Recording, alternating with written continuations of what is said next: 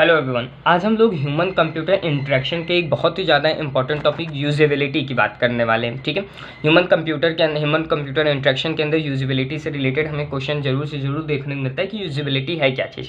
ठीक है, तो ह्यूमन कंप्यूटर इंटरेक्शन के अंदर यूजेबिलिटी और SCI दोनों ही बहुत ज़्यादा इंपॉर्टेंट रोल प्ले करते हैं।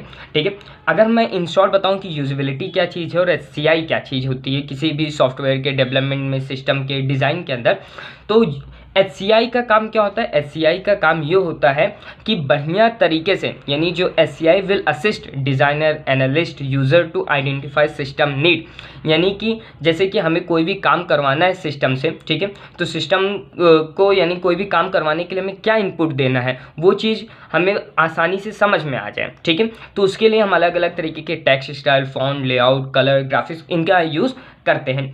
और अगर हम यूजेबिलिटी की बात करें कि यूजेबिलिटी हमें क्या कहता है, तो यूजेबिलिटी हमें सिंपली क्या कहता है?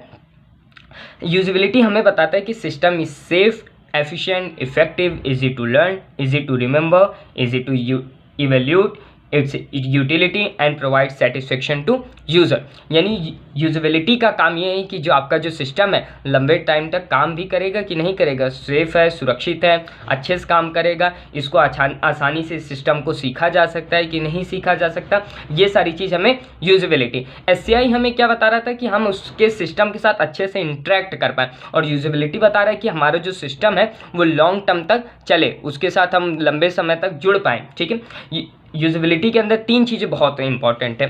ठीक है, यूजेबिलिटी डायग्राम भी जो है, एक effectiveness, efficiency and satisfaction. Satisfaction के अंदर क्या आता है? सेटिस्फेक्शन के अंदर आता है कि यानी जो हमारे यूजर्स की नीड्स हैं वो सारी नीड्स सेटिस्फाई करना चाहिए हमारा जो भी कोई सिस्टम है। ठीक है, और इफेक्टिव, हमारा सिस्टम इफेक्टिव होना चाहिए, एफिशिएंट होना चाहिए और सेटिस्फेक्शन प्रोवाइड करने वाला होना चाहिए। यूजेबिलिटी के अंदर हमें 3 प्रिंसिपल के ऊपर काम करना पड़ता है। अब वो तीनों प्रिंसिपल क्या है? एक प्रिंसिपल है लर्नेबिलिटी। लर्नेबिलिटी मतलब कि हमारा जो सिस्टम है इस तरीके का डेवलप करना चाहिए कि उसको कोई भी आदमी जल्दी से जल्दी सीख पाए, यानी जो व्यक्ति, जो कोई पर्सन उस सिस्टम के साथ अभी तक जुड़ा नहीं हो लेकिन वो भी आसानी से उस सिस्टम को सीख पाए। ठीक है, अगला है फ्लेक्सिबिलिटी। फ्लेक्सिबिलिटी का मतलब क्या है कि हमारा जो सिस्टम है वो स्टैटिक नहीं बन के नहीं रह जाए, यानी अगर हमारे सिस्टम में धीरे धीरे एडवांसमेंट की ज़रूरत है तो हम उस सिस्टम को और भी ज़्यादा एडवांस कर पाएँ, यानी अगर सिस्टम को डेवलप करने की ज़रूरत है तो हम सिस्टम को और भी ज़्यादा डेवलप कर पाएँ। ठीक है, अगला है रोबस्टनेस। रोबस्टनेस का मतलब सिंपल होता है कि आप 2 चीज़ याद रखना रोबस्ट के अंदर। एक होता है कि एग्जीक्यूशन एंड इवोल्यूशन, यानी रोबस्टनेस के अंदर अगर हम कोई भी काम कर रहे हैं तो वो एग्जीक्यूट हुआ कि नहीं हुआ वो हो, और इवोल्यूट का मतलब जो हम करना चाह रहे थे वो हो पाया है कि नहीं हो पाया, ये हमें रोबस्टनेस बताता है। थैंक यू, ये था हमारा यूजेबिलिटी का टॉपिक।